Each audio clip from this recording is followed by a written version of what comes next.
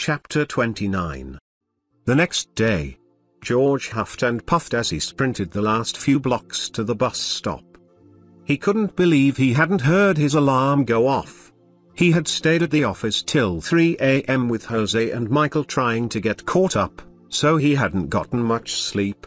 It was Thursday, and with one day before the biggest presentation of his life, he needed to talk with Joy and Jack more now than ever. As the bus was pulling away from the stop, George ran up alongside it and banged on the window trying to get someone's attention, anyone's attention, but no one heard him and the bus took off. George went back to the bench and sat down feeling tired and dejected. Now, he wouldn't get to tell them about his incredible day yesterday and how his team had responded unbelievably to his enthusiasm. He wanted to tell them about how he had held a team meeting and had talked about what it meant to be a chief energy officer. He had met with Jose and had told him he was giving him a raise if he didn't get fired, and more importantly, George had told him that no matter what, he would always be there as a mentor and resource for Jose. He shared the love with all his team and he could tell they felt it. The team was energized, the ideas were flowing, and they had accomplished more in one day than they had all month. George's only concern was that more people hadn't worked late with him. Tonight they would need to pull another late night to get the presentation, the graphics, the sound effects, and the overall flow perfected, and he would need more than 2 members of his team to work late. He needed to ask Joy and Jack their advice about what to do, and now he had missed this important opportunity. I'll just wait for the next bus and use this time to think of a solution, he thought, trying to stay positive about the situation. He was becoming a believer and was not to let little setbacks crush his spirit. Trust, he kept saying to himself as he focused on his breathing the way Joy had taught him last week. When George arrived at his office, he was surprised to find a letter sitting on his chair. It had been written on computer paper, and when he opened it up he couldn't help but smile. It was from Joy. It said, "Now George, don't think I wrote this and drove the bus at the same time.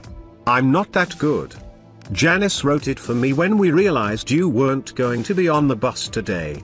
Jack figured you probably stayed at work really late to get prepared for the presentation and got a late start this morning. We had a hunch that you would need to know rule number 9 more now than ever, so Marty ran this letter up to your office. Here it is. Rule number 9. Drive with purpose. Purpose is the ultimate fuel for our journey through life, George. When we drive with purpose, we don't get tired or bored and our engines don't burn out. I know you are probably pumped up for this product launch, and you should be, but you have to ask yourself what's going to energize you after the launch. Every job on the planet, even that of a professional athlete or movie star, can get old and mundane if we let it. Purpose keeps it fresh. Let me give you an example. There's a story about when President Lyndon Johnson visited NASA, and as he was walking the halls he came across a janitor who was cleaning up a storm, like the Energizer Bunny with a mop in his hand. The president walked over to the janitor and told him he was the best janitor he had ever seen, and the janitor replied, "Sir, I'm not just a janitor, I helped put a man on the moon." See, George, even though he was cleaning floors, he had a bigger purpose and vision for his life.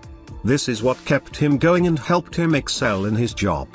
People call me a bus driver, but I see my purpose as much more than that.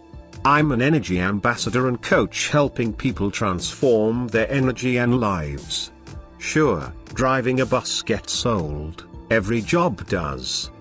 But knowing I've saved lives and wondering whose life I'm going to touch today, now that keeps me going and the energy flowing. That's why my passengers stay on my bus, because I'm driving with purpose. When you fuel up with purpose, you find the excitement in the mundane, the passion in the everyday, and the extraordinary in the ordinary. Purpose is what life is all about. Everyone's out there trying to find their purpose, when all you have to do is find the bigger purpose in the here and now, and your purpose will find you. There's no spirit in companies anymore because there's no spirit in the people who work for these companies. Unfortunately, too many companies have been far too successful at creating a culture and system that zaps people's energy and spirit. And Jack says, then they wonder why they have morale, retention, negativity, and performance issues. Don't be one of these leaders who get inspired only when there's a big project or deadline or job at stake. It won't last and it won't lead to greatness. Foster spirit and allow it to move through your team by fueling up with purpose.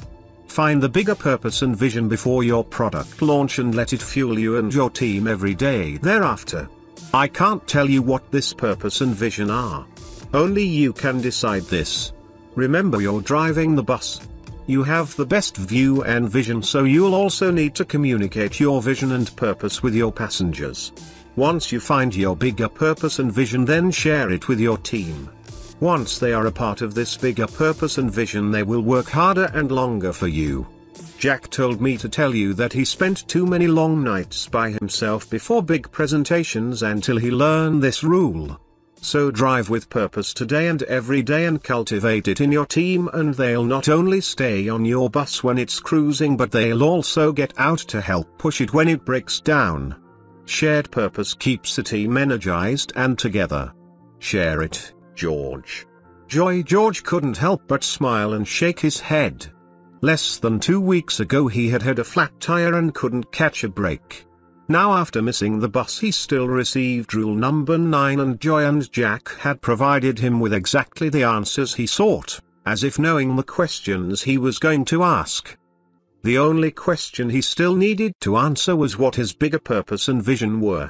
It's hard to get excited about light bulbs, he thought, as he looked at Joy's letter and realized that there was still one sheet he hadn't read yet. He placed it on top of the other pages and chuckled once he realized it was from Marty. Hi, George. Marty here. There was a study conducted where 2 airplane design teams were separated. One team saw a model of the finished product and was given a vision that they were building the fastest, newest, most advanced airplane ever built. The other team was separated into small groups who were told to design each piece without knowing what the end design and vision would be. Not surprisingly, the team who had a vision for what they were building worked twice as long and hard and finished in half the time as the other group. Thought you should know this. Marty. This gave George an idea, and it was so good that if Marty was in front of him, George would hug him. Well, maybe not hug him, but definitely give him a high five. George called his team into the conference room for a meeting where he was going to share his ideas with them. His team was on his bus. Now he wanted them to propel the bus forward with purpose, vision, and inspiration. He just hoped his ideas would work.